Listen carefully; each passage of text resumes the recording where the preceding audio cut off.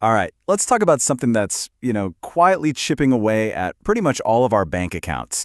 I'm talking about our digital life. Yeah, it's super convenient, it's part of everything we do, but there's this hidden cost, right? One we almost never actually stop and add up. So, I want to ask you some, straight up. If you had to guess, like right this second, how much do you think you're really paying a year for all your apps and subscriptions? Go on, just think about it for a sec. Get a number in your head, okay? Got it? Hang on to that number, because we're about to see just how close you are. And why is that number so hard to nail down? Well, it's because this stuff is it's part of our lives now. It's completely woven in. Think about it. The music for your commute, the movies you stream at night, the news you check first thing in the morning, even your fitness apps and food delivery, they've basically become utilities, right? Just like your power bill. And that whole seamless feeling, that's actually part of a really, really clever psychological game. Let's just call it what it is, the monthly math trick. It's this brilliant strategy companies use to make our spending feel like it's not even happening. I mean, does this sound familiar? It's only a few dollars a month. Of course it does. We've all said it. It's only $10, or hey, that's less than a fancy coffee. And that right there, that's the heart of the trick. They break it down into these little tiny payments that feel like absolutely nothing, so we just say, sure, why not? And here's how that little trick plays out with some super simple math. Okay, so $9.99 a month feels like no big deal. But you multiply that by 12 months, and all of a sudden, you're looking at almost $120 a year. Now, it's the exact same amount of money, but psychologically, wow, one feels like a tiny treat, and the other, that feels like a real bill. And remember, that's just for one app. So what happens when you start stacking them, one on top of the other? Well, this is where it gets a little crazy. This is where those tiny little numbers suddenly become shockingly big. Let's really look at how it all adds up. Okay, here's the reality check. If you have just 3 average subscriptions, you're probably spending around $360 a year. 3! Now, what if you have 7? You're getting close to $840.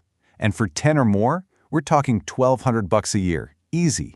So, how's that number in your head looking now? A little low, maybe?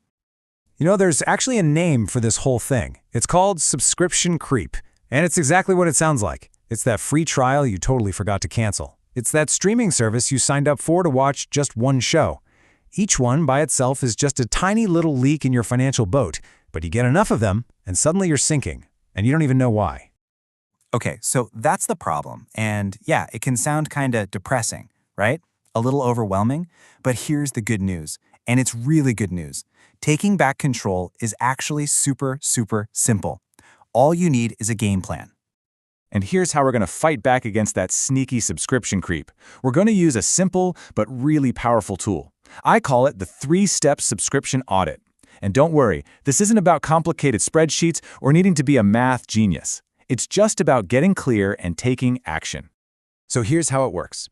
Step 1 is uncover. You're going to go through your bank statements, your credit card bills, and you're going to find and list every single recurring charge. Trust me, you'll probably be surprised at what you find. Okay, step 2, evaluate. For every single thing on that list, you ask yourself 2 simple questions. Do I actually use this? And do I genuinely love having it? And you have to be totally honest with yourself. If the answer isn't a big yes to at least one of those, then it's time for step 3, cut. You cancel it immediately, no second guessing. And look, I want to be really clear about this. This whole thing isn't about restriction or depriving yourself of fun stuff. It's actually the complete opposite.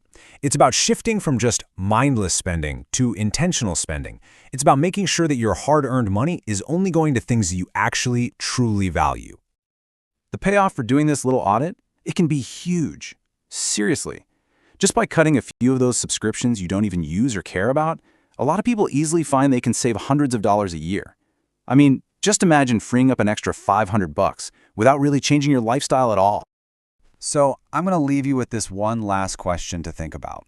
What could you do with an extra $500 a year? I mean, really think about it. Would you put it toward a vacation, a new hobby, just beef up your savings? It's your money, and the choice is all yours once you take back control.